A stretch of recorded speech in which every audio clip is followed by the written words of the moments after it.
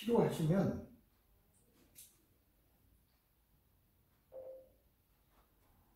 요것에 대한 그게 있으니까 그걸 중국어로 번역해서 하면 트랜스레이트해서 하면 되는데, 어쨌든 지금은 이제 지금까지 해온 것이 화의 조절입니다. 분노 조절. 화나는 것을 어떻게 조절할 것인가. 앵거 카운슬링. 그래서 이제 분노는 누구나 화를 내는데, 화를 내는 그 원인이 아주 많습니다. 그래서 그 원인에 대해서 지금 쭉 공부를 하고, 지금은 이제 우리 아이들, 우리 자식들에 대해서 어떻게 화나는 것을 잘 지도할 것인가, 그거에 대해서 얘기를 하고 있습니다. 그 중에서 이제 학교 문제, 청소년들은 학교 다니잖아요. 우리도 화가 나고 하면 싸움도 할 수 있고, 어떤 자살하거나 우울증에 빠지거나 어떤 일을 당하게 되는데, 아이들은 더 그러죠. 그래서 이제 우리 문제도 되지만, 결국은 우리도 문제이지만 우리보다도 더 중요한 것이 우리 자녀들입니다. 우리 자녀들은 다음 세대를 살아갈 사람들이니까, 선생님도 자녀를 위해서 미국에 왔고, 미국에서 일하고, 돈을 벌어서 자녀들 학교 보내고 그러려고 왔잖아요.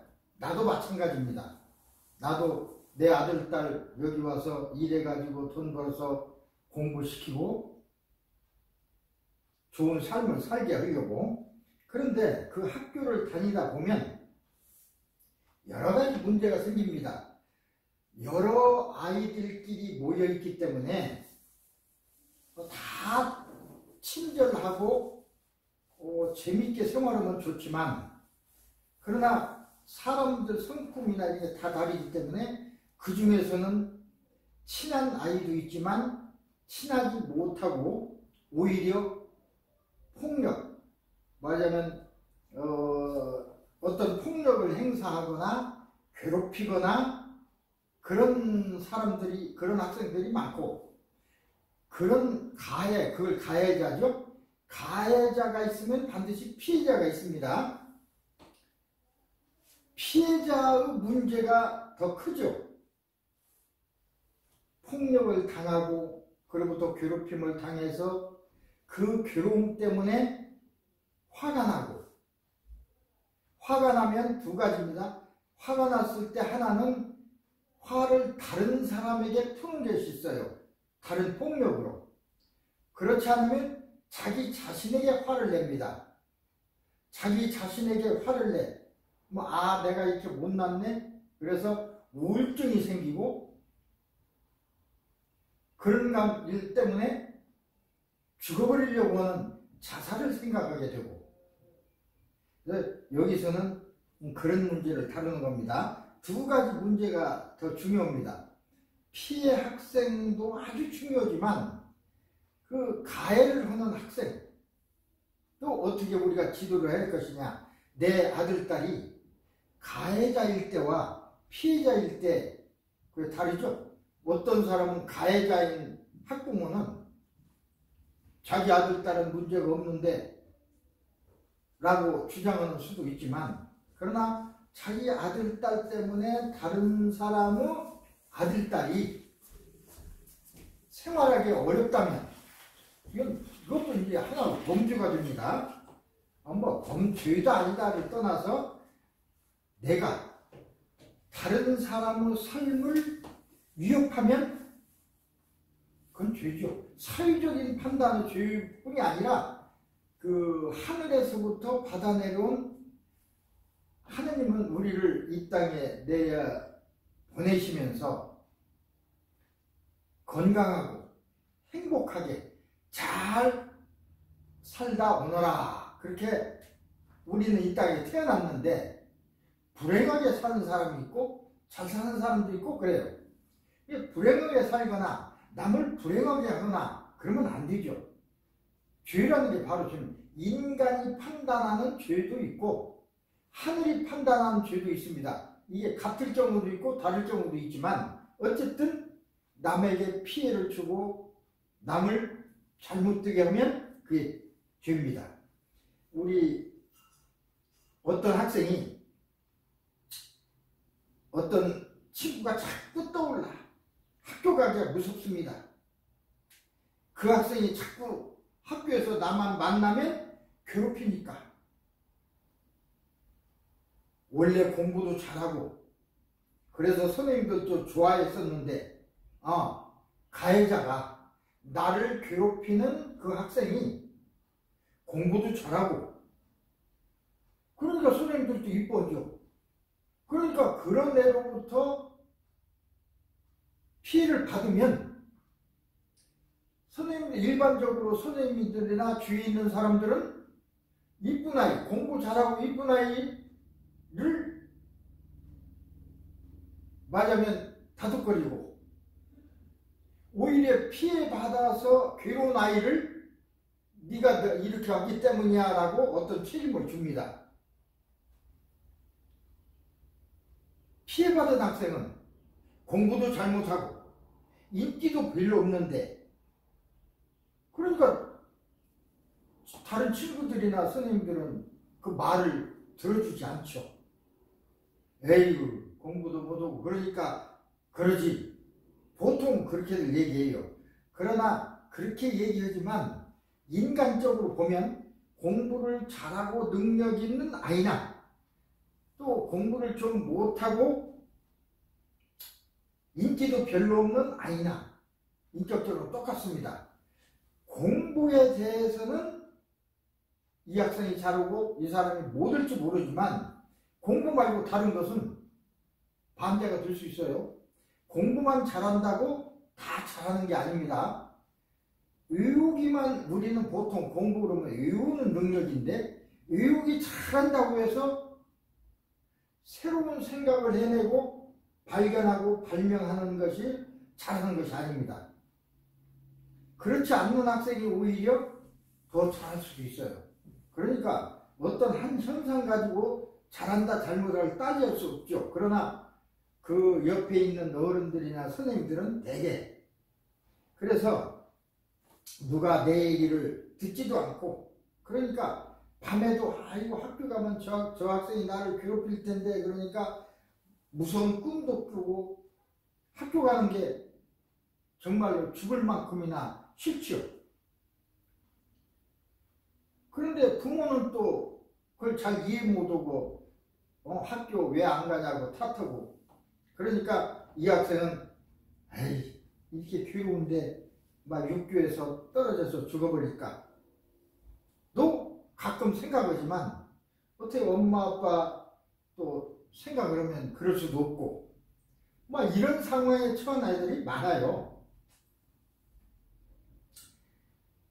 중학교 2학년 K라는 그 학생이 같은 반 친구들에게 괴롭힘을 당했습니다.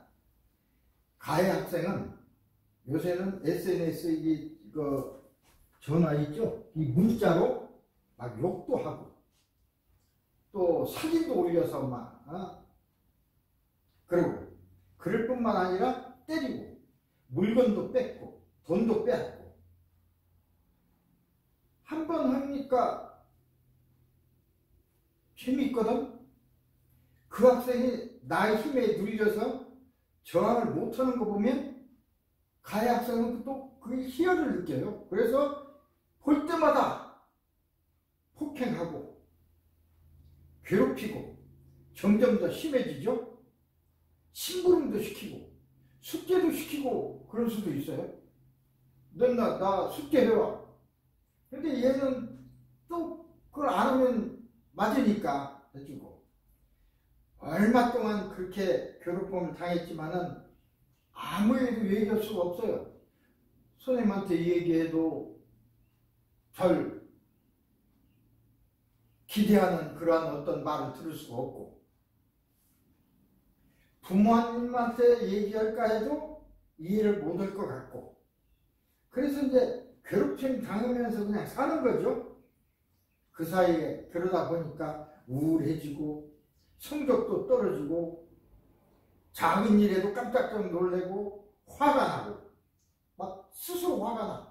또 작은 일에도 막 화를 내고 이렇게 이제 애가 변화가게 됩니다. 그래서 얼마 지나지 않아서 이제 그 K라는 학생은 극도로 불안감을 느끼면서 학교를 가지 않겠다고 하니까 엄마가 혼을 냈습니다. 왜 학교 안 가냐고. 엄마한테 달라들어요. 아버지한테도 달라들고 밀치고. 그러니까 이런 현상으로 이제 자꾸 변해가는 것입니다. 정신의학적 평가에서는 외상후 스트레스 장애라고 해서 먼저 번에 얘기한 바가 있죠. 불안, 우울 이런 것이 다 혼합되어 가지고 어떻게 고쳐야 될까를 모를 정도가, 그래서 이제 상담을 하는 것인데 우리 같은 카운슬링, 지금 얘기하는 것이 이제 화를 대상으로 한 카운슬링, 앵거 카운슬링이죠. 카운슬링 얘기니까 상담을 하는 사람이 잘해줘야 하는데, 이것도 그런 상담의사와 잘 만나면 좋은 거죠. 만났을 적에 자기가 겪은 일을 잘, 얘기도 잘 않지만 상담의사는 잘 대해줘야 됩니다. 그래서 그 이야기를 잘 들어주고, 참 그동안 얼마나 힘이 많이 들었냐, 너무너무 힘들었을 텐데 지금껏 잘 버텨온 것이 너무 훌륭하다, 이렇게 그를 위로해주고 그러면 사람 마음이 달라지죠. 그 상담하는 의사에게 의뢰도 보고 무슨 얘기가 다 얘기하고, 그 이해라는 게 중요한 겁니다. 상담 의사가 이해를 해주니까 그렇게 되듯 어머니 아버지도 자녀를 이해를 해줘야 됩니다. 선생님도 그 학생을 이해를 해줘야 하는데 이해 대신에 탓을 하니까 불안과 우울이 있다고 그러면 그것이 상담으로도 치료가 되지만 약물 치료도 할 수가 있어요. 그래서 어떻든 그러면서 치료를 해야 되는데 자기 주장을 잘 모르니까 자기 주장을 하는 훈련, 사회기술 훈련 이런 걸 통해서 지도를 함으로써 정상적인 아이로 돌아갈 수 있다는 것입니다. 자, 그러면 이 학교폭력, 우리 자녀 그러면 학교 문제가 큰 것입니다. 학교를 보내놓고 학교 갔다고 마음 놓는 게 아니라 학교에서 어떤 일이 일어나고 있는지를 이해해야 됩니다. 왜 학교폭력이 왜 생기나? 똑같이 공부하는 놈끼리 친구끼리 왜 때리고 그래? 그러는데 그런 일들이 일어나요. 항상 피해자가 있으면 가해자도 있죠. 가해자가 있으니까 피해자가 있는 것입니다. 단순하게 생기는 게 아니에요. 물론 원인도 있죠. 피해 학생이 개인적인 특성이라든지 가정이라든지 학교 및 이런 어떤 특성, 사회적 환경 요소에 때문에 발생하게 됩니다. 가해 학생이 무조건 그냥 자기보다 더 똑똑하고 자기보다 힘이 센 학생에게 폭력을 행사하거나 하는 일은 없죠. 자기보다 약하고 자기보다 못하고 그런 학생을 가해하는 것입니다. 이런 어떻게 보면 그런 것을 잘 이해를 해야 예방할 수가 있습니다. 첫째, 개인적인 요인. 이렇게 말로만 하는 것이 다 되는 건 아니지만 일단 이해를 하고, 개인의 품행장애, 반항성 장애, 주의력 결핍 과잉 행동 장애, 장애 있지만 이게 병이 아니고 성장할 적에 나타나는 어떤 현상입니다. 정신건강학적 요인이 학교폭력 발생과 연관되어 있다는 것입니다. 가해 학생들은 반사회적 저항성, 신체 공격성, 그러니까 사람에 따라서 공격적인 학생이 있고 아이들이 있고 반항하는 학생이 있어요. 그런가 하면 그냥 수용적이고 말도 못하고 그런 학생도 있죠. 성인 성질에 따라서 피해 학생들은 불안, 우울감 이런 것이 높고 가해 학생들은 반사회적 그리고 공격성이 좀 사회에 대한 공격성, 개인에 대한 공격성 이런 것이 이제 많은 경우가 많습니다. 근데 사람이 이렇게 틀리니까 이런 일이 발생하는 겁니다. 애들이 아니라 어른 사회에서도 마찬가지입니다. 그것은 먼저 가정적인 원인을 살펴보면 부모들의 애정, 관심의 부족 이것이 가장 큰 요인이 아닌가 싶어요. 사랑, 이게 전부 합쳐서 사랑이죠. 아니면 이제 가해 학생 정도는 공격적인 행동을 했을 때 그냥 방임하거나 오히려 그걸 부추기는 요새 그런 경우가 많습니다. 예를 들어서 공공장소에 있는데 아이들이 막 뛰어다니고 근데 부모는 놔둬요. 그러면 안 되죠. 그런 문제, 이런 문제들이 한 요인이 되는 것입니다. 그래서 그게 그렇게 자란 아이들이 폭력을 행사하고 가해자가 되는 경우가 많습니다. 그러니까 가해 학생은 어떻게 보면 부모가 문제인 경우가 있어요. 부모가 문제니까 자녀가 그렇게 되는 거죠. 부모 책임이 큰 것입니다. 부모 생각이 큰 것이고. 근데 그런 것을 아까 같이 공공장소에서 뛰어나지고 다른 사람한테 피해를 주고 하는 것을 그냥 보고 있는 부모. 그게 문제가 있는 거 아닙니까? 그러니까 아이들은 그게 정상인 줄 알고 그런 행동을 하고. 어쨌든 그 다음에 사회문화적 요인도 밀접한 관계가 있습니다.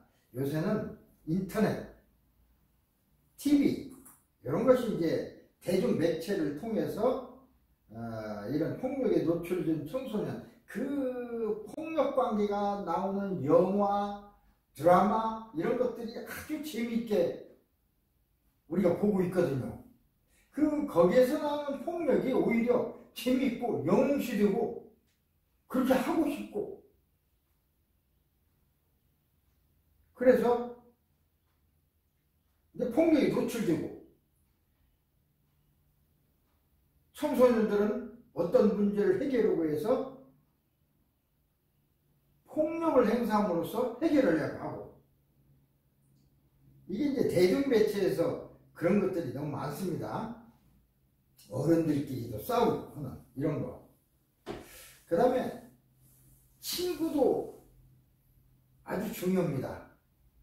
어떤 친구를 사귀느냐에 따라서 중요해요. 폭력적인 그런 애와 사귀면 그런 성향이 되겠죠. 그래서 이제 친구가 아주 굉장히 중요한 것입니다. 요새는 폭력 양상이 달라집니다. 옛날과 달라져. 그럼 학교 폭력이란 뭐냐? 학교 내에서 또는 학교 외에서 학생 사이에, 친구 사이에 발생하는 상해, 폭행, 감금, 협박, 약취, 유인, 명예훼손, 모욕, 공갈, 강요, 심부름, 강제적인 심부름, 성폭력, 따돌림, 그 다음에 SNS, 정보 통신망을 이용한 음란폭력, 정보 등의 신체, 정신, 재산상의 피해를 수반하는 모든 행위를 폭력이라고 합니다. 학교에서 일어나면 학교폭력, 청소년끼리, 학생끼리 일어나는 건 학교폭력. 이 폭력은 어른들에게도 있어요. 지금 사회적인 문제가 많죠.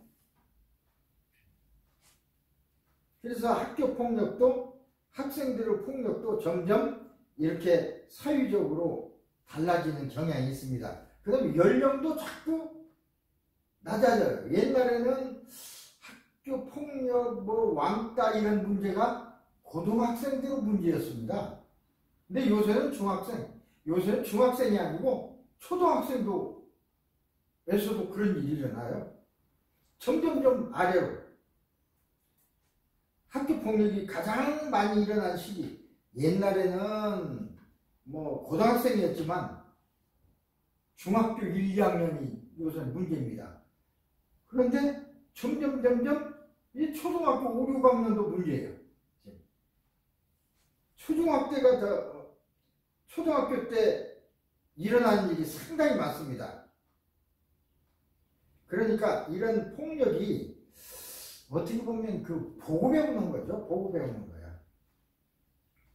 그래서 이걸 어떻게 예방하느냐, 어떻게 대처하느냐는 건 참으로 중요하고 또 중요할 뿐만 아니라 어려운 일이라고 생각합니다. 굉장히 어려운 일입니다. 왜? 어른들도 같으니까. 이런 같은 사회 환경, 나쁜 사회적 환경이 폭력적인 환경인데 그걸 보고 애들이 그대로 또 본다는 것입니다. 특히 요새는 이제 SNS가 발달해가지고 사이버 공간이라고 그러죠. 이게 폭력이 그러니까 직접 때리고 뭐 욕설이 아니라 SNS에 그 사람의 나쁜 점을 올리고 욕설을 하고 어떤 비행을 하는 사진을 올리고 신체적으로 뭐 흉을 보고 이쁘다든지 밉다든지 키가 크다든지 작다든지 이게 다 폭력이거든요. 키 작다고 그래서 뭐 문제가 있을 수도 있지만 그런데 폭력이라는 것은 느낌에 따라서 달라져요. 예를 들어 키가 작은 학생이 있어. 아이가 왜 이렇게 조그마하냐. 그리고 그게 그런 말을 함으로써 그 사람이 어떤 뭐 자괴감이라든지 우울증이라든지 어떤 그런 거 심리적으로 그런 걸 느끼면 폭력이 되고 폭력을 당한 것이 되고 어떤 학생은 너 키 작다고 너 키 크다고 잘하는 일 있어? 너 키 크다고 뭐 이거 잘해? 난 키 작아도 그거 잘한다. 그렇게 또 풀어나가는 학생이 있거든요. 그러니까 이 폭력의 피해다 가해다 하는 것도 사람에 따라서 달라집니다. 그것도 우리가 이제 좀 주의를 이제 지도를 해야 되는데 학교 폭력의 대표적인 유형으로는 신체 문제. 어느 한쪽이 불구라든가 키가 작다든가 뭐 몸집이 너무 가늘다든가 너무 뚱뚱하다든가 뭐 이런 것들 물건 옷을 잘 비싼 옷 잘 입으면 선망이 대상이지만 가난하고 집이 좀 그러면 허름한 옷을 입을 수도 있죠. 그런데 옷을 잘 입은 학생은 그걸 또 얘기를 하죠. 그래서 옷이나 물건을 망가뜨리고 하는 것이 이제 신체적 폭력. 또 그냥 신체를 뭐 때리거나 그런 것이 아니고 욕설을 하고 위협을 하고 이게 말로 폭력이죠. 언어적 폭력. 그리고 또 하나는 무리. 그러니까 친구들 사이에서 따돌리는 거야. 너하고 안 놀아. 쟤는 따돌리고 이쪽 사람끼리만 뭐에 놀아. 그게 따돌림이죠. 왕따. 이것도 이제 관계의 폭력입니다. 어쨌든 그 중에서 가장 많이 이루어지는 것이 언어적 폭력입니다. 자꾸 이렇게 폭력의 형태가 다양화되고 범위가 확대되고 있어요. 거기에 따라서 우리가 그걸 지도하는 지도라든지 지도하는 방법 이런 것이 어떻게 보면 따라가지 못하고 있다 이렇게 생각이 듭니다. 요새는 주로 모든 학생들이 인터넷을 하고 셀폰, 핸드폰을 갖고 다니니까 이것을 이용한 협박, 비난, 위협, 악성 댓글 달기, 원치 않는 사진이나 동영상을 유포하고 막 이런 거. 어떤 경우에는 사이버머니를 훔쳐가기도 하고. 요새는 사이버머니가 있죠. 이제 저는 그에 대해서 잘 모릅니다만 요새 대세는 또 사이버머니입니다. 그걸 훔쳐가기도 하고. 그거 말고도 어떤 좋은 아이템을 훔치기도 하고. 어쨌든 이런 일들, 강간, 성추행, 성희롱 같은 심각한 성폭력도 문제지만 이와 같이 다른 사회적인 문제를 사회적인 그걸 이용해서 하는 폭력 이것도 아주 많아지고 있습니다. 그러니까 학교 폭력의 범위가 굉장히 넓어지고 있는 거죠. 대개 그 가해자나 피해 학생을 보면 어떤 제도가 있어요. 학교에서도 때리면 정학시킨다. 예를 들어서 맞는 사람은 피해당한 사람은 상담실로 와서 상담하라 하는 제도가 있지만 그걸 잘 이용을 못합니다. 어떻게 보면 선생님을 믿지 못합니다. 선생님한테 얘기해봤자 소용없어. 실제로 그렇게 되고 있으니까. 제가 나 때려요 라고 선생님한테 가서 얘기했어요. 뭐 그때 잘 지도를 왜 그런 상황이 발달했는지 자세하게 지도를 해줘야 하는데 시간이 없거나 뭐 예를 들어서 어떤 이유 때문에 그걸 무시하거나 또는 왜 이렇게 맞고만 살아요 이놈아 그러든지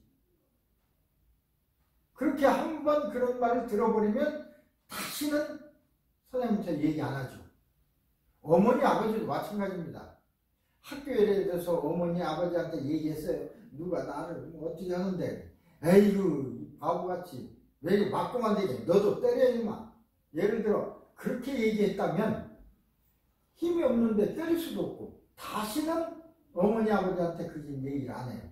혼자 고민만 하죠. 고민하다가 결국은 자살을 생각하게 되고. 자, 그래서 이 어른들의 문제가 어떻게 어른들을 해야 되느냐. 어른 자체도 이런 또 폭력 속에서 살고 있으니까 이런 현실 속에서 참 힘들죠. 그래서 어떤 학생들은 어머니보다도 힘센 애들을 좀 이용해야 되겠다서 돈을 모아서 형들, 힘센 형들 여기 보면 문신하고 뭐 깡패죠. 말하자면 돈을 줘요. 주고 제가 나 좀 괴롭히는데 쟤 좀 혼내줘. 그러면 돈 받았으니까 그럼 혼내줘. 이 해결사, 심부름센터 일종의 해결사, 심부름센터보다는 해결사 이런 일들도 생기고 있어요 지금. 그러나 폭력을 폭력으로 다스리는 것도 문제가 되고 여기에 여러 얘기를 제가 썼습니다만 사실은 나도 어렸을 때를 회상해 보면 그런 일이 있더라고요. 그래서 나는 고등학교 때 유도장에 다녔어요. 내가 운동을 잘하는 건 아닌데 그래도 뭔가를 해야 마음적으로 지지 않을 마음 자신감이 있으면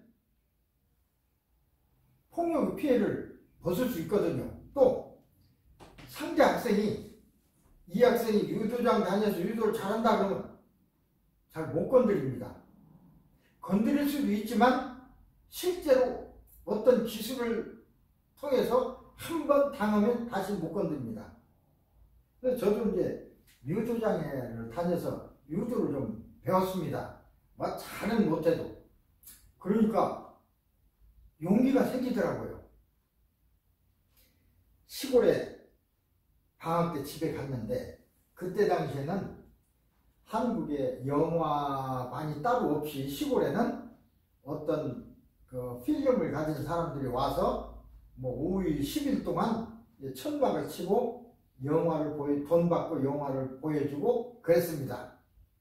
그때 이렇게 성향이 나쁜 학생들도 아니죠. 그때 보면 청소년, 상당히 이제 청년들이지, 청년. 맞아, 쉽게 얘기하면 조직폭력배, 깡패. 아니, 사람들은 어른도 뭐, 어른아도 없이 술 먹고 와서 막 밀치고, 전부 서서 이렇게 영화를 보는데 막 뒤에서 확 밀더라고요. 누가 그걸 얘기하는 사람이 없어. 어른들도, 저 깡패 같은 놈들 건드려 놓으면 골치 아프니까 놔둬. 근데 내가 딱 보니까 술 먹고 그러더라고요. 그래서 멱살 확 잡았어요. 내가 유도를 안 했으면 그런 담력이 없었을 거예요. 그래서 확 비틀어서 이렇게 하니까 내동댕이 쳐지더라고요. 발로 밟았습니다. 이 소리는 내가 잘했다는 소리가 아니라 내가 그 사람, 그 깡패 그놈을 손을 잡고 비틀어서 모두게 제압할 수 있었던 것은 용기가 있었기 때문에, 내가 저놈을 이길 수 있어, 그런 자신감이 있었기 때문에 하는 거지, 자신감이 없고 용기가 없으면 그렇게 했겠습니까? 그래서 그것도 중요하더라고요. 우리 아이에게 자신감과 용기를 주려면 어떻게 해야 될까? 물론 말로 하는 것도 좋지만 그런 능력을 얻게 해주는 게 좋아요. 그래서 요새는 뭐 태권도장도 댕기고 그렇게 시키잖아요, 애들을. 그것이 뭐 태권도에서 꼭 태권도 선수가 되거나 뭐 다른 사람 때리거나 그게 아니라 방어 수단으로, 그걸 갖다가 또 폭력을 가하는 수단으로 쓰는 아이들도 있어요. 그러나 그렇습니다. 미국에서도 그런 일이 자주 있는데, 태권도 한 한국 학생들은 딱 자신감이 있으니까 자기를 방어할 수가 있죠. 그래서 그 자신감을 길러주는 것이 굉장히 중요합니다. 폭력 수준은 지금 점점 더 심각해지고 있죠. 미국도 마찬가지입니다.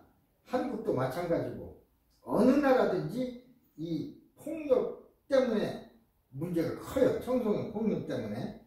청소년 폭력이 청년 폭력으로 되고 어른들 폭력 조직으로 되고,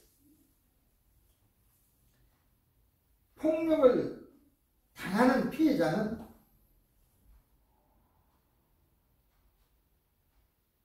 그렇지 않는, 그러니까 폭력의 피해자는 가해자보다, 가해자는 그런 생각을 잘하네요. 몇 배의 더 많이 우울증에 시달리고 자살을 생각합니다. 내가 이렇게 들이고 맞고 못나게 아예 죽어버려야지, 그 생각을 청소년 때 많이 해요. 그러니까 화라는 것은 화가 나면 우울해지고 자신감이 없으니까 또 자신에게 화나요. 왜 나는 이렇게 못났을까? 자신에게 막 화나니까 부모한테 달라들고 폭력성이 나타나고, 그것이 심해지면 죽을 생각을 하고. 청소년 자살은 어떻게 보면 그런 내부 화를 잘 조절하지 못하는 그런 데서 온다고 생각합니다. 점점점 그런 것들이 많이, 청소년 자살 문제가 지금은 상당히 큰 문제가 되어 있습니다. 점점점 많아지고 있습니다.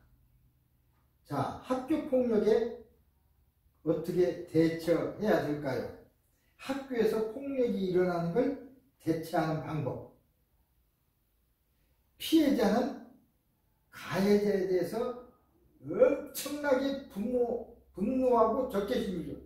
저놈을 내가 약하니까 그냥 때려 죽이고 싶어. 근데 안 돼. 안 되죠. 그래서 피해자의 대부분이 그런 감정을 가진 자체도, 왜 그런 감정을 가졌느냐 자체도 깨닫지 못하고 제대로 표현하지 못하고 이걸 깨달을 수 있으면 해법을 찾을 수 있어요. 자기 스스로. 나는 이제 그런 유 하나입니다. 그러다 보니까 내가 힘이 약하니까 이것들이 나를 골리려고 하네. 그래서 유도장에 다녔어요. 그러다 보니까 저 사람 유도장에 다닌다든지 이제 소문도 나고. 처음에는 너 유도해? 뭐 어쩌고 이제 또 그렇게 이게 달게 되는 학생도 있더라고요. 그럼 뭐 웃죠. 웃다가 어떻게 툭 한번 칠 수도 있어요. 그때 그냥 배운 기술을 한번 하는 거야. 너 나 건들지 마. 나 안 건드리면 나는 가만히 있다. 그러면 나 건들면 나 가만히 있어. 한번 경고를 하고 그 경고도 말하자면 용기가 있고 자신감이 있어야 하는 거거든요. 너 하지 마! 그 소리를. 약한 사람은 그 정도를 못해요. 근데 여기서 지도할 때, 선생님들이 지도할 때는 무슨 피해를 당하면 너 하지 마라. 나 나중에 화낼 거야. 그렇게 얘기를 하고 주면 쉽지 않습니다. 저도 그런 얘기를 여기 쓰고 했지만은 피해를 당하게 되면 다른 사람에게 얘기해도 잘 해결이 안 돼요. 그러면 그 분노, 이 피해를 당한 분노죠. 화를 나에게 돌려요. 자신에게. 그게 자살입니다. 또 어떤 사람은 그걸 외부로 돌려. 제게는 내가 폭력을 당했지만 나보다 약한 이놈한테는 내가 또 폭력 가해자가 됩니다. 아니면 가해자를 향한 보복, 흉기로 그놈을 찌른다거나 그러죠? 어쨌든 여러 가지로 이렇게 나타나는데 그 중에 하나가 자살입니다. 이 피해의 심각성은 참 뭐라고 지금 표현할 바가 없습니다. 사실은 내가 왜 이 얘기를 하냐면 우리의 문제, 지금 우리가 배우는 분노 조절이 우리의 문제가 아니라 우리의 자녀들의 문제다는 뜻입니다. 왜? 나도 잘 살아야 되겠지만 우리 자녀는 나를 이은 다음 세대잖아요. 나는 고생하고 있지만 자녀는 그렇게 되지 않아야죠. 학교폭력에 현명하게 어떻게 하면 현명하게 대처할 수 있을까? 그걸 한번 생각해 봅니다. 이건 근본적인 것은 못 되지만 어쨌든 그렇다고 해서 아까 얘기했듯이 나도 뭐 운동을 하고 해서 대적해라. 그렇게 해법을 쓸 수는 없잖아요. 그래서 사실 제가 이게 친구가 괴롭히기 시작했습니다. 저는 어떻게 행동하면 될까요? 이렇게 서술하니까 이게 서술을 해놨지만 실제로는 자신감, 용기 그걸 심어 넣어줘야 됩니다. 그러니까 어떤 학생이 나를 괴롭히면 싫다. 나에게 그런 행동을 하지 않았으면 좋겠다. 라고 하라고 써놨습니다. 아니면 잃어버릴 거야. 그렇게 한다고 해서 그 사람들이 안 합니까? 얼마 너 아빠한테 일러, 선생님한테 일러. 그러거든요. 그 다음에 일렀다. 일렀을 때 문제가 해결되면 그게 안 돼. 다음에 더 가해를 당해. 그러니까 다음 얘기도 못해. 그러니까 결국은 그런 피해자의 부모들은 내 자식에게 용기와 힘을 길러줘야 됩니다. 용기라는 건 마음의 용기죠. 힘이 있어야 용기도 나요. 약한 사람은 용기 낼 수도 없어요. 그냥 굶어보는 거지. 강해야 됩니다. 나라도 마찬가지요. 강한 나라와 약한 나라가 있을 적에 약한 나라는 강한 나라에 굶어볼 수밖에 없죠. 두들겨 맞으니까. 그러나 그 약한 나라 인구가 적다고 하더라도 최신 무기를 생산하고 최신 어떤 국방력을 기르면 예를 들어 이스라엘처럼 콩 많은 나라지만 엄청나게 큰 유럽, 아랍 세계가 제대로 대처를 못 하잖아요. 그러니까 내가 힘이 있어야 힘 있는 상대를 될 수 있습니다. 이렇게만 여기다 해법을 쓸 수는 없잖아요. 그래서 이렇게 쓰는 거지, 이 찾아낸 얘기, 이게 어떻게 보면 근본적인 해법이 되지 않습니다. 물론 그렇게 지도를 한다고. 실제로 주변에서 도움을 받을 수 있는 사람에게 알려라! 그랬는데, 그럴 사람이 없어요. 누가 실제로 도움이 될 사람이 누구예요? 선생님? 그렇다고 가해자를 때려줄 수 없잖아. 말을 해서 들으면 좋은데 안 들어. 계속 나의 폭력을 가해. 그럼 선생님도 필요 없어. 그래서 나오는 것이 이제 돈을 모아가지고 좀 우리보다 훨씬 큰 형벌의 폭력을 행사하는 그 학생들, 그 사람들에게 쟤 좀 혼내주라고 청구를 하는 거야. 청구. 이게 그렇게 하면 그 당시는 되죠. 그 당시는 될 수 있어. 너 인마 쟤 때려. 쟤 때려. 너 혼나? 그리고 한 번 했지만 계속적으로 그렇게 해주지는 않거든. 그러다 보면 저쪽 학생도 알아요. 아, 저놈이 힘센 누구를 돈을 줘서 그래서 나를 혼냈어? 너 두고 봐. 그렇게 되니까 이게 점점 상승되거든요. 나에게 힘이 없으면 당합니다. 개인도 그렇고 나라도 그렇고 가정도 그렇습니다. 내가 돈도 있고 지위도 높으면 하기야 돈도 있고 지위 높은 것이 다 그렇게 될 수는 없죠. 어쨌든 그러면 다른 사람이 우리 가정을 얕볼 수 있습니까? 못 보죠. 가난하고 힘든 일을 하고 그러니까 얕보는 거예요. 부자가 가난한 사람 얕보는 거예요. 그게 좋다는 게 아닙니다. 그렇다는 거지. 그럼 어떻게 해야 됩니까? 그걸 벗어나기 위해서 열심히 일을 해서 돈을 벌어서 잘 살려고 하는 게 우리 아닙니까? 근데 그러다 보면 어떻게 잘 살고 나면 자기보다 못한 사람을 또 괴롭혀. 이 폭력이라는 것이 어떻게 보면 사라지지 않는 인간 사유 현상인지도 모르겠습니다. 전쟁도 마찬가지고요. 약한 나라가 살아나기 위해서 연구를 해서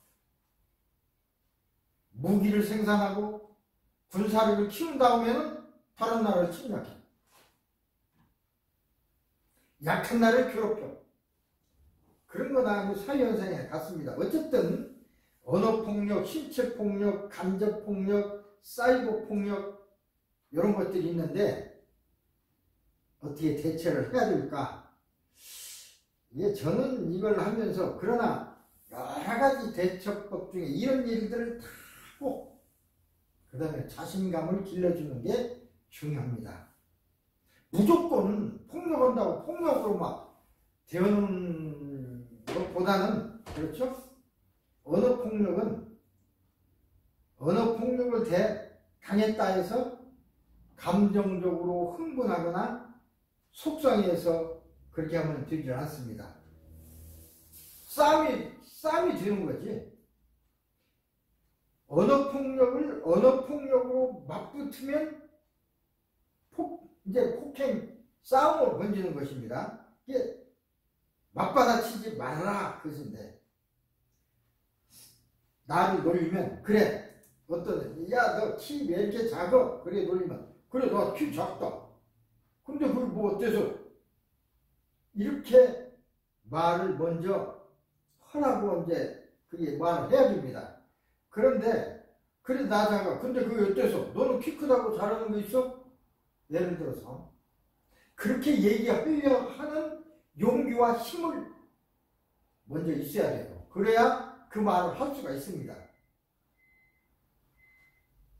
흥분하지 않고 절대로 흥분합니다. 흥분하지 않고 다 웃음 띠는 걸로 그래 넌 뭐 키 작고, 넌 키 커서 잘하는 게 뭐야? 나 키 작아도 이거 잘할 수 있어.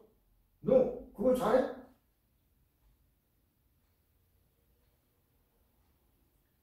이렇게 하면서 외면해버리면 걔가 다시는 그런 소리 안 쳐. 근데 그렇게 얘기하는 그것도 마음적으로, 심리적으로 자신감과 실제적인 어떤 용기, 힘, 이런 것이 바탕이 돼야 이런 말도 나올 수가 있어요. 그렇다면 어떻게 해야 될까? 우리 자신이. 아까 얘기했듯이 용기와 힘을 길러주는 게 필요합니다. 그것을 잘 쓰도록 지도하는 거죠. 신체폭력 대처법.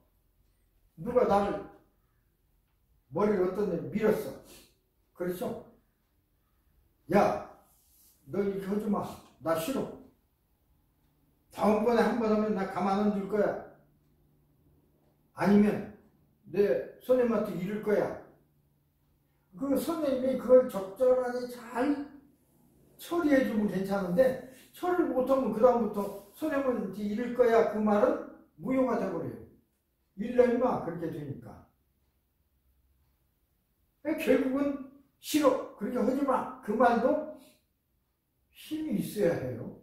용기가 있어야 해요. 용기가 없고 힘이 없으면 싫다는 말 할 수가 없습니다. 물론 내 힘으로만 하려고 하지 말고 힘이 있어도 야, 나 선생님한테 얘기할 거야. 선생님도 안 도와주면 내 힘으로 해야지 어떡합니까? 그죠? 그 말은 여기에는 없습니다만 그게 가장 필요한 것 같더라는 것입니다. 간접폭력 대처법. 간접폭력이라는 건 말로 하는 것이죠. 직접 손으로 하는 게 아니고 야, 나쁜 소문을 퍼뜨려. 야, 네가 그래도 그 사람들이 그 말 믿겠냐? 당당하게 이게 대응하는 것이 중요합니다. 설사 그것이 사실이라 하더라도 소문은 짧은 그 당시에만 유행하지 어느 시기 지나면 기억하지도 못해요. 사람들이. 그걸 알아야 돼. 시간이 지나면 사람들이 기억하지 못할 거다. 그냥 당당하게 그냥 견뎌야죠. 그런 배짱, 그런 용기, 그런 힘이 있어야 됩니다. 그런 것이 없는 사람들이 이제 피해자가 되는 거죠. 친구에게 따진다든가 막 이런 것도 쫓아가서 싸문다든가 하는 것도 해결책은 안 된다 그랬는데 그 학생을 용기로 의지로 제압하는 것도 중요해요. 제압이 돼야 가해자가 피해자를 가해 않죠. 사이버 폭력 대처법. 말로 해도 하라지 않아. 그래서 메시지를 막 보내고 글을 올리고 하면 이것이 또 문제 될 수 있어요. 어쨌든 뭐 여기 일단 증거 자료를 확보하고 뭐 메시지를 보관하는 것이 중요하다는데 이건 법적으로 할 때 얘기고 이게 보통 폭력이라는 건 법 이유에서 발생하는 것입니다. 문제가 심각한 것은 어른의 도움을 받아야 된다. 현재 어떻게 보면 원론적인 얘기를 여기서 하는 것입니다. 친구가 괴롭힘을 당하고 있습니다. 내 친구, 아주 친한 친구인데 얘를 괴롭히고 있어. 그럼 내가 어떻게 하면 될까? 그 소리입니다. 친구를 위해서 어떻게 하면 될까? 만약에 친구는 힘이 약하고 나는 힘이 강하다. 그럴 때는 친구를 보호해 줄 수 있죠. 정말 얘 건들지 마. 넌 내 친구야. 그럴 수 있죠. 그런데 똑같이 약하면 이제 안 되는 거죠. 보호하는 친구가 많을수록 괴롭힘이 줄어들 수 있습니다. 근데 그 보호하는 친구들은 힘이 약하냐 강하냐 이것도 이제 문제가 되겠죠.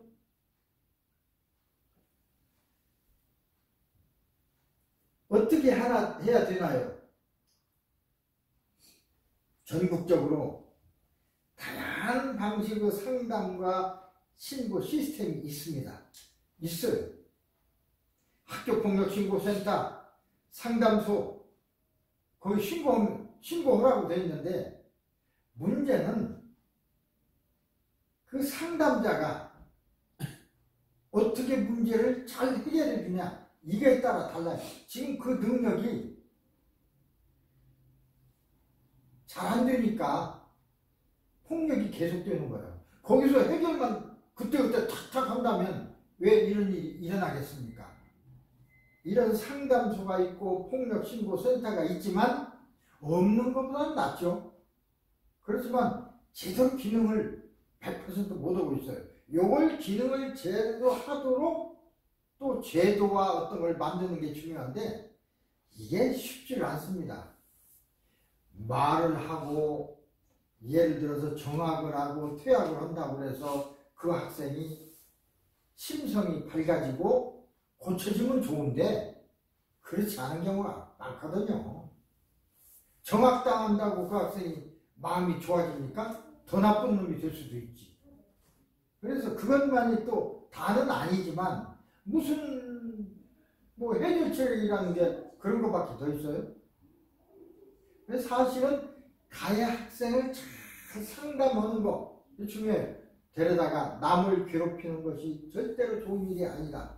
힘을 올바른 데 써야 된다. 이걸 지도해야 됩니다. 힘을 나쁜 데 쓰지 말고 약한 자를 위해서 써라 하는 그런 공부 지도가 아주 중요한데 그것도 역시 한 번, 두 번 얘기한다고 해서 들 일 같으면 쉽지만 그렇지 않은 경우가 많습니다. 자, 만약 신고하면 신고한 사람 피해를 보지 않나요? 그렇지 않다. 신고하면 법적으로 경찰 동행 보호를 받게 되면 했지만 경찰이 항상 내 옆에 있습니까? 없을 때 피해를 당할 수 있잖아요. 뭐 피해자, 가해자는 분리한다고 분리하도록 되어 있습니다만은 그게 그렇게 되지 않습니다. 전학을 그러니까 원래 가해자를 아주 심하면 전학 보내요. 분리하기 위해서. 전학 갔다고 안 옵니까? 그놈이 앙심 품으면 집으로 찾아옵니다. 뭐 이런 걸 어떻게 할 거야? 그것까지 만나는 지도 방법, 이거 찾기가 어렵습니다. 그러니까 근본적인 것은 개인의 용기, 자신감, 이것이 중요하다고 생각합니다. 피해 학생 부모입니다. 어떻게 하면 되나요? 무엇보다도 학생에게 도움을 주겠다는 말로 안심시켜라. 안심시키는 게 중요한데 정말로 부모가 상담을 받는 사람이 내가 말했으니까 이제 그런 일이 일어나지 않도록 해줄 거야. 진짜 그렇게 해주면 괜찮죠. 그런데 일이 그렇게 되는 것이 아니죠. 그렇게 했다가 또 발생한다든지 필요할 때는 등하굣길에 동행까지 좋아요. 그렇다고 계속 같이 있을 수 없잖아요.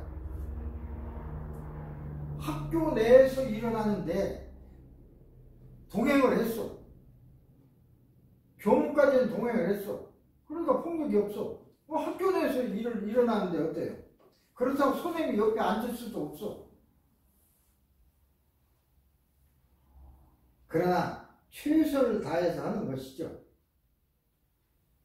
여기서 여러 도움을 요청하라, 지역사회 연계 서비스가 있다, 여러 얘기가 있는데 결론은 그러더라고요. 가해 학생 부모입니다. 어떻게 하면 될까요? 이 가해 학생 부모가 또 중요해요. 내 자녀 편만 들어서 자기 자식은 얘기 않고 상대편만 왜 이렇게 못나고 힘없으니까 좀 뭐 애들끼리 때리고 그럴 수 있는 거지 뭐 그러냐고 또 그렇게 얘기하는 부모들이 많습니다. 그래서 원인을 잘 알아보고 내 자식이라 하더라도 그 원인이 됐으면 그렇지 않도록 힘없는 애들 위해서 네가 보호해야지 그렇게 하면 되느냐 라는 얘기를 예를 들어서 많이 하고 부모도 그런 솔선수범을 하고 부자인 사람은 가는 사람 위해서 돈을 쓰는 것을 자신한테 보여줘야 돼요. 자식한테. 그래야 그 자식도 커서 본받죠. 근데 이제 부모들도 이제 문제인 경우가 더 많습니다. 어쨌든 여기 보면 학교 측에서 문제를 이제 해법하면 뭐 절차를 성실히 수행하라 했잖아. 수행 안 하는 부모, 수행 안 하는 가해 학생 이것이 문제 아닙니까? 그러니까 지금 여기서 제시하고 있는 문제는 뭐 하나의 그 문제의 유형, 해법 하나가 될 수가 있지만 근본적으로 해결된 방법은 없습니다. 근본적으로 해결되는 건 피해자 자신의 문제입니다. 뭐 여기에 보면 학생 스스로가 책임을 하도록 하고 뭐 그런 소리가 있지만 뭐 선도 프로그램, 치료 프로그램 이런 거 있지만 그걸로 되는 사람도 있고 안 되는 경우도 있고 어쨌든 그러나 최선을 다하자는 뜻에서 이런 걸 하는 것입니다. 그래서 여기에서 그러면 다른 거 다 치우고 막 폭력으로 저놈 한 대 때리면 나도 한 대 때려라 그렇게 가르칠 수는 없잖아요. 그럼 전쟁이니까 서로 간에. 그런데 이제 제가 한 대 때렸을 때 내가 한 대 되때리진 않더라도 맞지 않을 만큼의 실력이 있으면 한 대 때렸을 때 그걸 피한다든가 그걸 막아낸다든가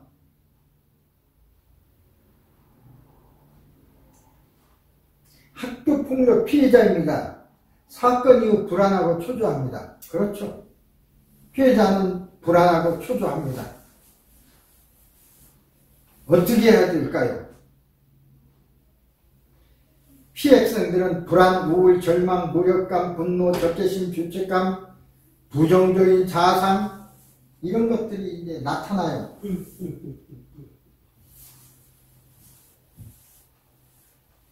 스트레스죠.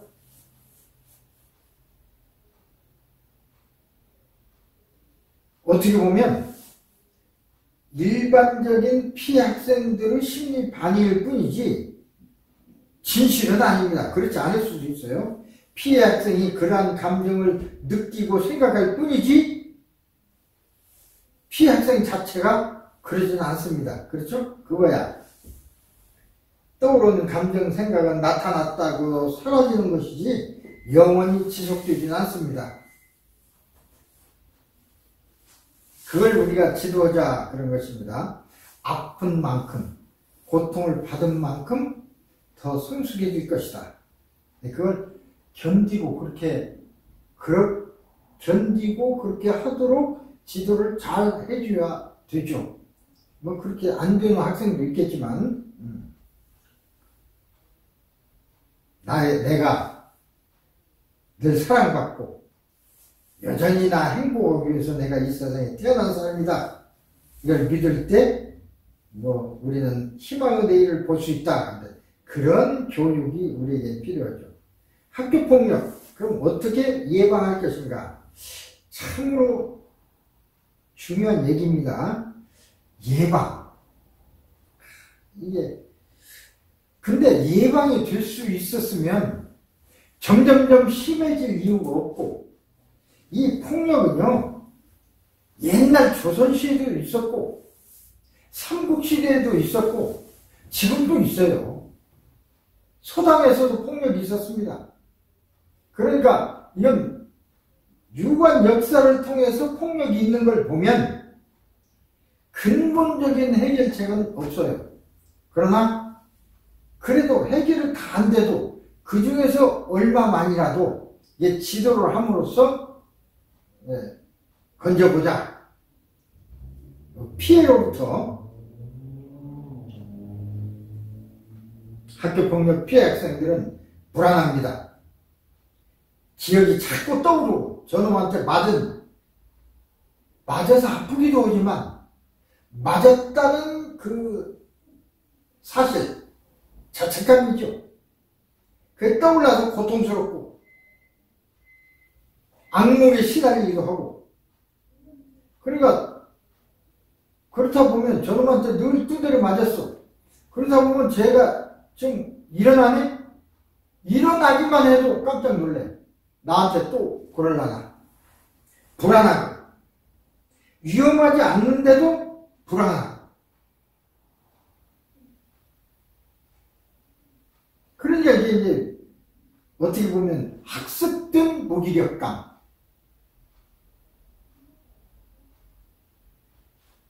우울감, 절망감, 무기력,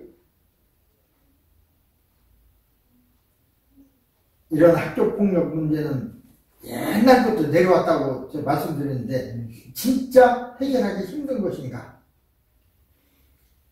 학교폭력은 학교에만 맡겨둘 것이 아니라 우리 사회 전체가 나서서 해결해야 합니다. 말은 이렇게 썼어요.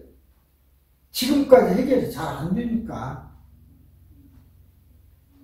학교폭력근절 종합대책위원회도 만들고 학교, 교사, 부모, 학생 위원회도 만들고 그런 것이 많이 있지만 노력일 뿐입니다. 그래서 학교폭력이 좀 줄어들고 있어요. 그러나 근본적으로 이걸 없앤다. 자, 역할에 따른 학교폭력의 효과적인 예방법. 자, 교사가 어떻게 해야 될까? 학교는 어떻게 할까? 이제 이런 겁니다. 특히 선생님의 경우는 학생과 아주 밀접합니다.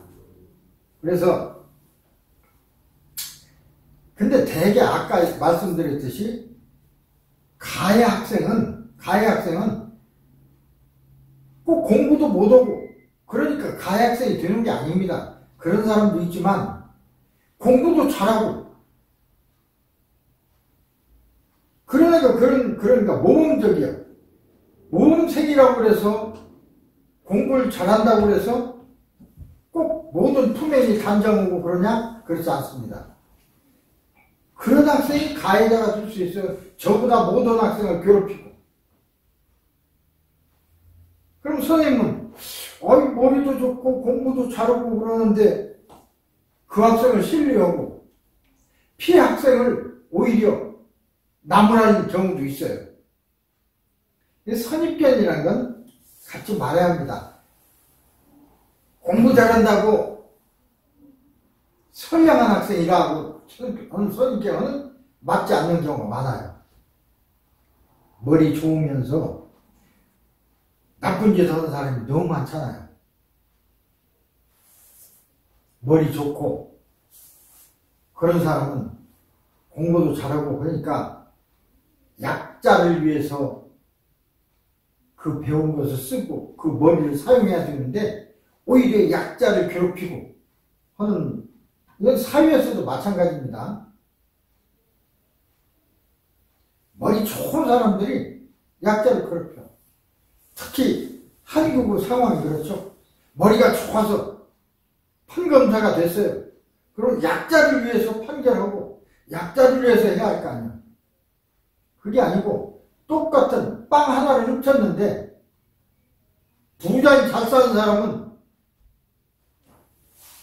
흥망하고 가난한 사람은 진짜 배고파서 빵을 훔쳤는데 빵 하나 훔친 게 큰 죄입니까? 그러나 여러 번 훔쳤다고 해서 10년 살고 습관적이라고 해서 그런 데가 많습니다. 먹고 살기 위해서 훔쳤다고 해서 10년 사는 데가 수백억을 훔쳤는데도 그냥 무죄나 집행유예가 되고, 그것은 우리가 어떻게 보면 그러한 지도를 잘못한 결과가 아닌가 싶어요. 공부 잘하는 것만 하게 하니까. 문제는 얼마나 그걸 사회를 위해서 잘 써내야 하는 지도를 해야 하는데, 학교 역할, 학교 폭력 문제가 가해자와 피해자 간의 문제만은 아닙니다. 학교 역할이 문제일 수도 있어요. 교사, 교직원, 학생, 학부모 모두 함께 노력해야 되는데, 특히 학교 폭력에 대해서 관용을 베풀지 않는다. 무관용 원칙, 이게 중요하다고 하는데 관용을 베풀지 않고 퇴학시키고, 예를 들어서 정학시켰다고 해서 그 학생이 잘 되면 얼마나 좋겠습니까? 그러나 반드시 자기 한 행위에 대해서 책임을 묻고 지키게 하는 것은 필요합니다.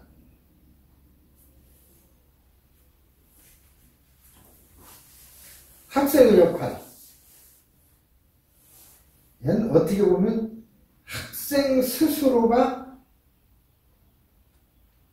약한 사람에게 좋은 친구가 되어주는 사람, 이런 지도가 필요합니다. 좋은 친구가 되기 위해서는 친구들이 싫어하거나 가해 학생을 표적이 될 수 있는 말과 행동을 평소에 고치려는 노력이 필요하다. 가해 학생의 표적이 될 수 있는 말과 행동을 하지 마라. 그것도 중요하지만 가해 학생이 그 행태, 그걸 더 지도를 집중적으로 더 많이 합니다. 사실은 어떻게 보면 가해냐 피해냐는 걸 구분하기가 어려워요. 어떤 학생이 B라는 학생에 대해서 가해했지만 B라는 학생은 피해 학생, A라는 학생에 대해서 피해자이지만 또 다른 학생에 대해서는 또 가해자가 될 수가 있습니다. 그런 인성교육, 우리 그 학교에서는 이런 인성교육이 대단히 중요합니다. 공부 잘하는 게 문제가 아닙니다. 인성교육이 문제지. 그런데 이 세상은 항상 이분법적인 것으로 이루어지고 있죠. 좋은 사람이 있으면 나쁜 사람도 있고, 나쁜 사람이 있으니까 좋은 사람이 있고, 나쁜 사람이 없으면 좋은 사람도 없습니다. 어떻게 보면 전부 좋은 사람이니까 좋은 사람이 그 구분이 없죠. 우리 말도 딱딱 이분법으로 나뉘어 있어요. 천사와 악마, 나쁜 놈과 좋은 놈. 그런 거 보면 이 세상이 그 이분법적으로 이루어져 나가는 것 같습니다. 그것이 이제 균형이 맞았을 때, 나쁜 놈도 있고 좋은 놈도 있고, 균형이 맞았을 때 그냥 별 문제 없이, 큰 문제 없이 가는 거 하고, 나쁜 놈들이 더 많으면 이제 세상이 험악해지죠. 그러니까 학생을, 그러니까 예스맨도 맞으면 친구에게 누가 뭐라고 하면 그대로 하는 예스맨. 예스맨이라고 해서 따돌리면 안 당하냐? 그렇지 않습니다. 그러니까 더 얕잡고 보는 것입니다. 여기에 평소 싫다, 그런 의사를 부드럽지만 단호하게 밝히는 것이 필요하다는데, 그렇게 단호하게 밝히도록 용기와 힘을 줘야 됩니다. 부모 역할, 가정교육이 중요하죠. 아무리 강조해도 지나침이 없습니다. 가정에서 잘, 부모들이 어떻게 하냐에 따라서 아들들이 부모를 따라 하니까, 가해 학생의 부모를 보면 이해가 돼요. 피해 학생은 부모를 보면 또 이해가 돼요. 가족이라는 게 얼마나 중요한지 모릅니다. 정부가 해야 될 것은 뭐가 있을까? 참 힘듭니다만 어떻게든 그렇게 폭력을 근절할 대책을 세우고 대안을 마련하고 지도해 나가는 것이 중요하죠. 그대로. 근본적으로 이걸 옛날에 우리나라도 군사 정부 시절에 깡패들을 막 전부 잡아다가 삼천교육대로 집어넣고 그런 때 있었죠. 그렇다고 해서 그때 당시는 괜찮았어요. 없어졌는데 지금 없어졌습니까? 쉽지 않습니다. 어쨌든 학교 권한과 책임 강화, 학교 권한과 책임 강화 있는데 물론 이런 것도 또 대단히 중요하지만 하나의 안은 되더라도 근본적인 것은 줄 수가 없습니다. 신고 조사 체계 개선 및 가해자 피해 학생에 대한 조치 강화 이거 필요하죠. 체제도 개선하고 가해자 피해자에 대한 조치도 강화해야 되고 피해자를 보호하고 가해자를 잘 지도하는 또래 활동 등 예방교육 확대 이런 건 중요해요. 자기 친구끼리 잘 모여서 어떤 활동을 한다는 거 중요하죠. 학부모 교육 확대 및 학부모 책무성 강화 학부모를 교육시키는 것도 대단히 중요합니다. 부모가 먼저 변해야 자녀도 변하는 거죠. 부모가 그래서 따라하는 자녀가 많으니까. 그 다음 교육 전반에 걸친 인성교육 실천. 자, 이게 이제 근본적인 얘기인데 인성교육을 철저히 해야 됩니다. 남, 질서, 배려, 협력, 존중 철저히 이걸 교육하고 공부보다도 더 중요해요. 근데 요새는 다 미국도 한국도 공부 그러잖아요. 공부에 그래 조금 나는 배려 이건 없더라도 공부 잘하면 돼. 이래서 사회가 더 혼란해지는 것입니다. 가정과 사회 역할 강화. 사랑. 이 사랑과 이해라는 것이 아주 중요합니다. 그 다음 요새는 게임, 인터넷, 전화, SNS 이런 게 이제 유해 거의 글을 올린다든가 가해를 한다든가 이것도 지도를 우리가 많이 하죠. 요새 미국에서도 이런 것 때문에 학교 등교할 때까지는 셀폰을 다 놨다가 학교 끝나고 가면서 또 가져가도록 하는 법이 이제 방안이 마련돼서 그렇게 하는 학교도 많죠. 공부 시간에 SNS를 하고 그러니까. 그러나 그것도 근본적인 대책은 될 수가 없습니다. 어쨌든 그런저런 문제 때문에 우리 청소년은 굉장히 우울합니다. 다음 시간에는 우리 우울한 청소년에 대한 얘기를 하면서 이 강의를 마칠까 합니다.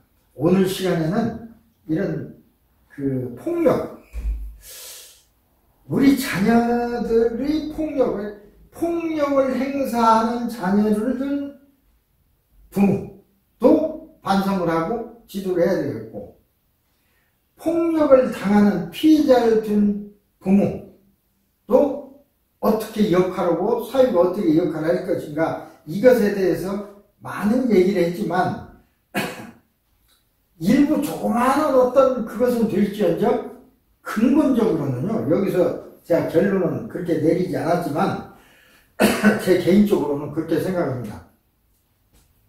가장 근본은 자신감, 용기, 힘, 이것이 있으면 피해자가 될 수가 없습니다. 가해자가 될 수 있는 그런 것은 또 지도를 해야죠. 그러면 그런 용기, 자신감을 어떻게 주면 될까요? 실제적인 통해서 줄 수도 있고, 그러니까 체육, 음악, 어떤 기능, 그런 교육을 통해서 줄 수도 있고, 마음 정서교육, 이걸 통해서 그런 힘을 줘서 도와야 된다고 생각합니다.